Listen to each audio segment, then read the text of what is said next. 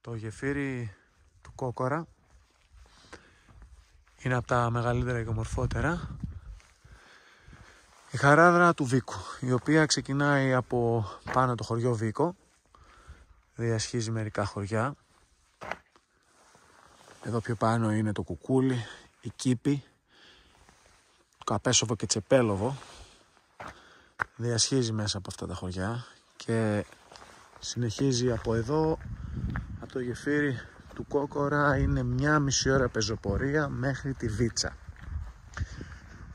3 χιλιόμετρα. Και καταλήγει στο Μονοδέντρι.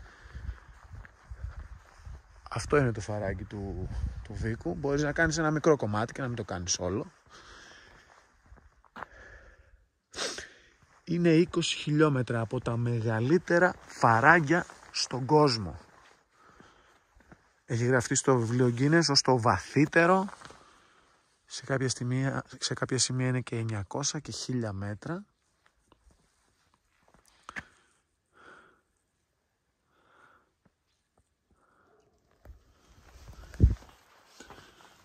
Χωριό Τσεπέλοβο.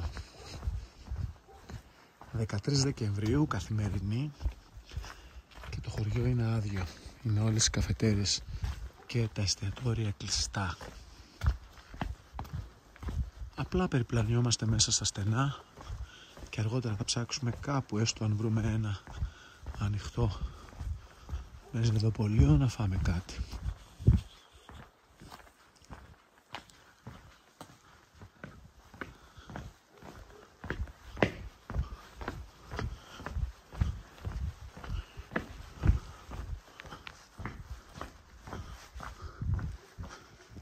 Traditional Hotel.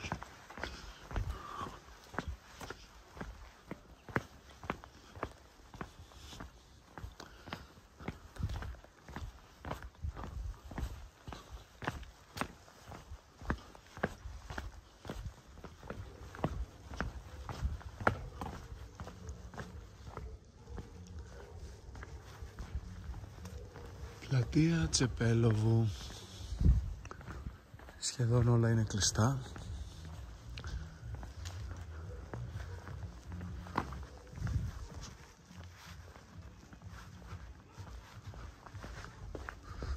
Για να δούμε αν βρούμε κάτι ανοιχτό.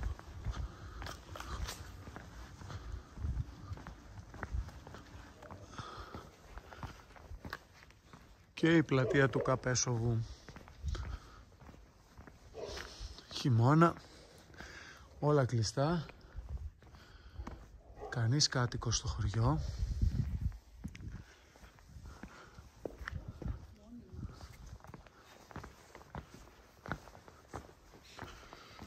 Τι τρώνε αυτές οι γατούλες χειμώνα, δεν ξέρω. Σαν να μην μένει κανείς εδώ.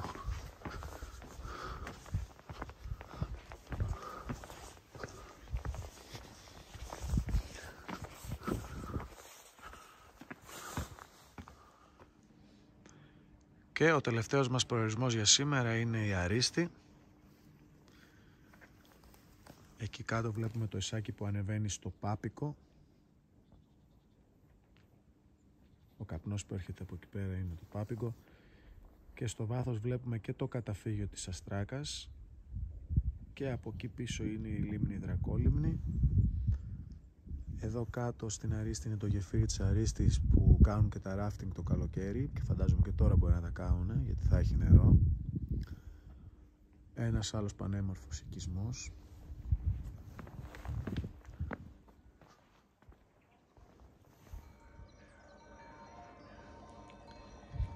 Λίμνη Ιωαννίνων.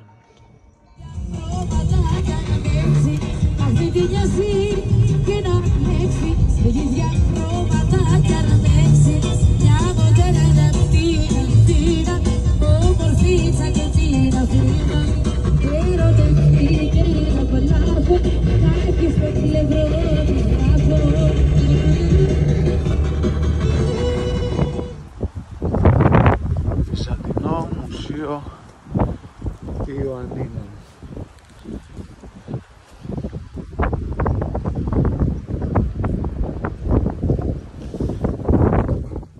Καθώς μπήκαμε στο Μουσείο Αργυροτεχνίας, Ιωαννίνων, το οποίο είναι ένα δίκτυο από 9 μουσεία σε όλη την Ελλάδα. Στην Τίνα, στη Χίο, το Μουσείο Μαστίχας, στη Σπάρτη είναι το Μουσείο Ελαιόλαδου και Προϊόντων Ελιάς.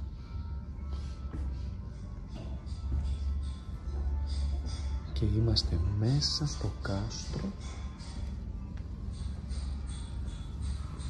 των Ιωαννίνων. Και εδώ βλέπουμε το πίνακα των 400 χρόνων που ήμασταν σκλαβωμένοι στους Τούρκους.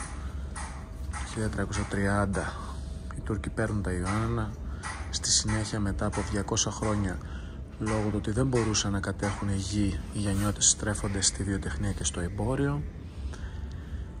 Και αργότερα η ιστορία φέρνει την απελευθέρωση των Ιωαννίνων το 1913 με την κήρυξη των Βαλκανικών πολέμων, και το 1930 είναι η λειτουργία της πρώτης σχολής αργυροχρυσοχοΐας με παραγωγή νέων προϊόντων για μια νέα αστική πελατεία. Σήμερα μπήκαμε και στο Μουσείο Αργυροχρυσοχοΐας των Ιωαννίνων. Είναι ένα δίκτυο μουσείων της Πειραιώς, το οποίο έχει 9 μουσεία σε όλη την Ελλάδα. Στην Τίνο είναι το ένα, το άλλο είναι στη Χίο και μιλάει για τη μαστίχα. Στη Σπάρτη, Πελοπόννησο, είναι για το ελαιόλαδο και την ελιά. Οι Γιαννιώτες λοιπόν, όταν είχαν κατακτηθεί από τους Τούρκους το 1430, εφόσον δεν είχαν το δικαίωμα να κατέχουν τη γη, στράφηκαν το 1630, μετά από 200 χρόνια, στο εμπόριο και τη βιοτεχνία. Το 1930, μετά από 400 χρόνια, εφόσον απελευθερώθηκαν τα Γιάννενα, άνοιξε η πρώτη σχολή αργυροχρυσοχοΐας. Στη συνέχεια διαβάζουμε εδώ στην ιστορία ότι τα πρώτα μεταλλεία το 1865 ξανά άνοιξαν στο Λαύριο και κάνει εισαγωγή στο τέλος, μάλιστα. Εδώ μας δείχνει πως γίνεται η διαδικασία για να βρεις το ασίμι, την τελική μορφή του. Στην αρχή είναι κεραμίδι, μόλιβδος, συνέχεια γίνονται όλη αυτή η διαδικασία. Παίρνεις το ασίμι από το λαγάρισμα. Το λαγάρισμα είναι μια διαδικασία, τη δείχνει εδώ πέρα, τοποθέτηση ασημικών στη γούβα και μετά τα πυρώνουν, τα λιώνουν και στο τέλος βγαίνει το ασίμι.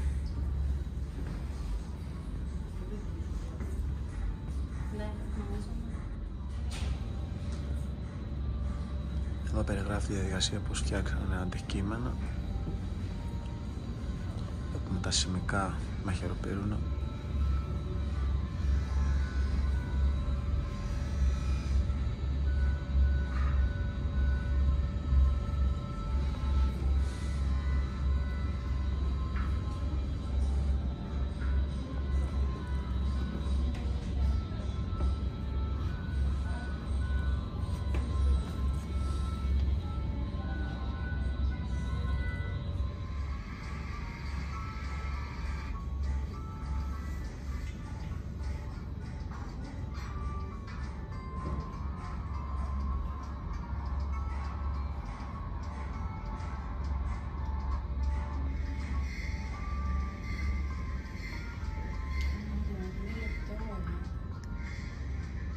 Τραβούσα μέσα από ειδικές ράδους τον χρυσό ή τον άργυρο,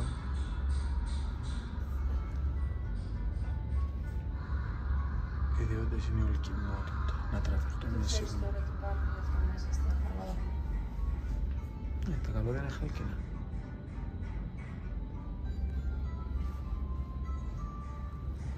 Είδαμε λοιπόν μετά ένα υπέροχο βίντεο πως από Συρμάτινα σημαίνει καλώδια, μετά έρχεται ο μάστορας και δουλεύει εδώ ένα-ένα όλα τα κομμάτια και φτιάχνει ένα πιάτο.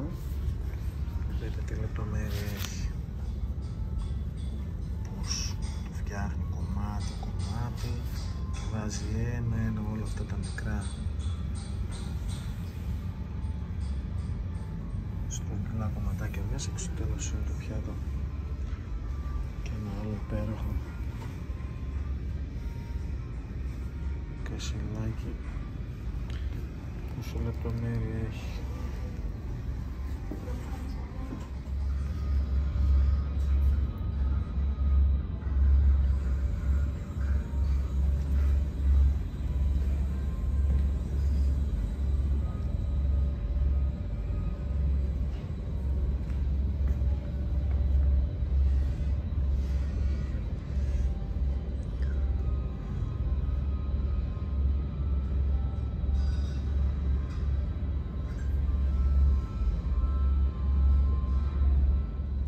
Για ποιον όμως γίνεται όλη αυτή η τέχνη?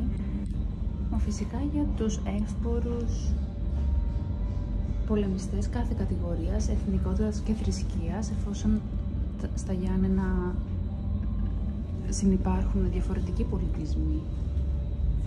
Οπότε φυσικά έρχονται παραγγελίες για κοσμήματα που λατρεύουν τις νύφες ή την τοπική φορεσιά, για σημαίνια σκεύη, για χειροπύρουνα, σημαίνους δίσκους, διεκοσμητικά, στιβά σημικά που θα παράγονται στα Ιωνιάνα καθ' όλη τη διάρκεια του 20ου αιώνα.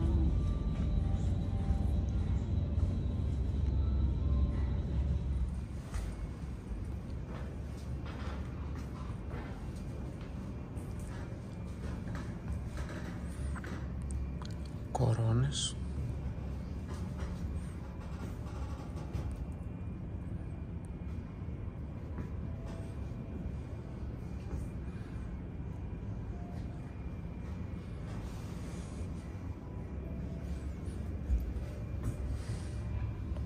Ζώνη. Γυναικείο περιλέμμενο σκουλαρίκι.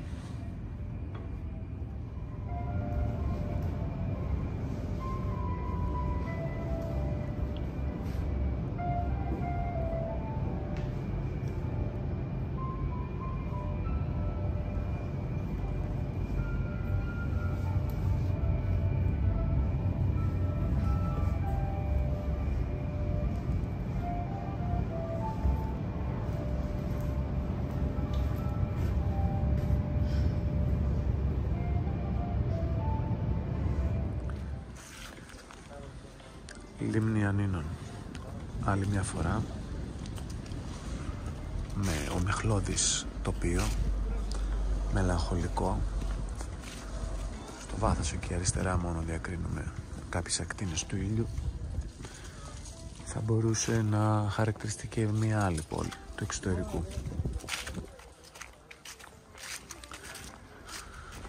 Εδώ οι ψαράδες βγάζουν την πρωινή ψαριά τους. Ένα βίντεο για το θείο μου τον Παύλο. Μάστορας λέει ότι είναι Κυπρίνια. Λίμνη Ιωαννίνων. Ομιχλώδης μελαγχολική σήμερα, 14 Δεκέμβρη.